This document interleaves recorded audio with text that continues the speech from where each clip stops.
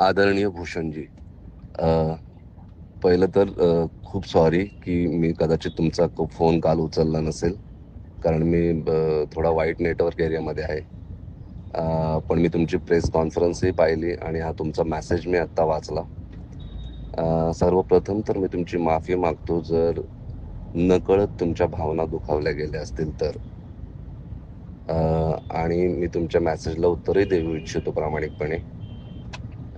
Sir, सिनेमाच्या सुरुवातीला एक डिस्क्लेमर येतो आणि त्याच्यामध्ये लिहिलंय की हा चित्रपट पूर्णतः छावा या कादंबरीवर आधारित आहे, जी शिवाजी सावंतांनी लिहिली होती. त्यामुळे ह्या चित्रपटाची कथा, पटकथा हे सगळं छावामध्ये जसं लिहिलंय त्या प्रकारेच आम्ही ते रंगवण्याचा प्रयत्न केलाय. आता कादंबरी म्हणजे ती शब्दांनी रंगवली जाते आणि चित्रपट म्हणजे तो दाखवला जातो लोकांना. पण इन्फॉर्मेशन तीच असते.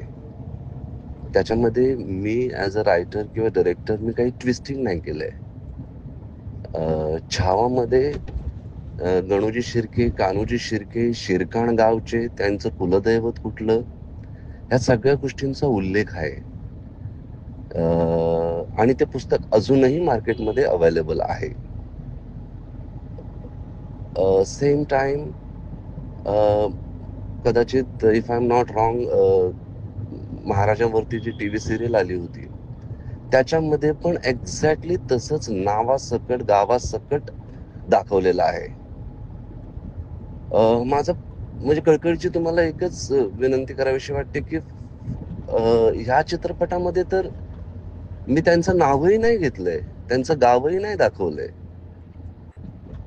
म्हणजे गणोजी आणि कान्होजी सिंगल नावाने आपण फक्त चित्रपटामध्ये त्यांचा उल्लेख केलाय. त्यांचं आडनाव काय आहे हे आपण अजिबात दाखवलं नाही. त्यांचं गाव कुठलं हे आपण अजिबात दाखवलं नाही. आणि ती खबरदारी साहेब मी नक्कीच घेतली, कारण मला कुणाच्याही भावना दुखवायच्या नव्हत्या. आणि म्हणजे तुमचे एक राजेश शिर्के बंधू हे तर माझे मित्र आहेत, डॉक्टर राजेश शिर्के. पण ह्या चित्रपटाचा उद्देश कोणाच्या भावना दुखवायच्या नव्हत्याच. आणि दुसरी गोष्ट, तुम्ही म्हणालात पैसे कमवण्यासाठी. पैसे कमवण्यासाठी हा चित्रपट मला बनवायची गरजच नव्हती साहेब. माझ्याकडे इतर खूप विषय होते, जे भरपूर पैसे कमवून देऊ शकतात. या चित्रपटासाठी संपूर्ण टीमने, मी, आमचे प्रोड्युसर दिनेश विजयन यांनी रात्रंदिवस मेहनत करून 4 वर्ष मेहनत करून हा चित्रपट फक्त ह्याच्यासाठीच निर्माण केलाय, की चित्रपटी संभाजी महाराज काय होते हे आपल्या जगाला कळावं. छत्रपती संभाजी महाराजांवरून किती गढूळ लिखाण आहे हे देखील तुम्हाला माहीतच आहे. ते पुसण्याचा हा एक प्रयास होता. आपले राजे काय होते हे बच्च्याला कळावं, हा एक प्रयास होता. पैसे कमवण्यासाठी इतर खूप विषय आहेत हो. त्याच्यामुळे हा विषय पैसे कमवण्यासाठी नव्हताच. पैसे कमवण्यासाठी मी इतकी मोठी रिस्क का घेईन? इतका कॉन्ट्रोव्हर्शियल सब्जेक्ट का मी घेईन? नाही. हा प्रामाणिक प्रयत्न होता. फक्त आपले राजे काय होते हे कळावं जगाला. त्याच्यामुळे साहेब, पुन्हा मी नकळतपणे जर तुमचं मन दुखावलं असेल तर मी माफी मागतो. पण चित्रपटात कुठेही शिर्के ह्या आडनावाचा उल्लेख झालेला नाहीये. ना त्यांच्या गावाचा उल्लेख झालेला आहे.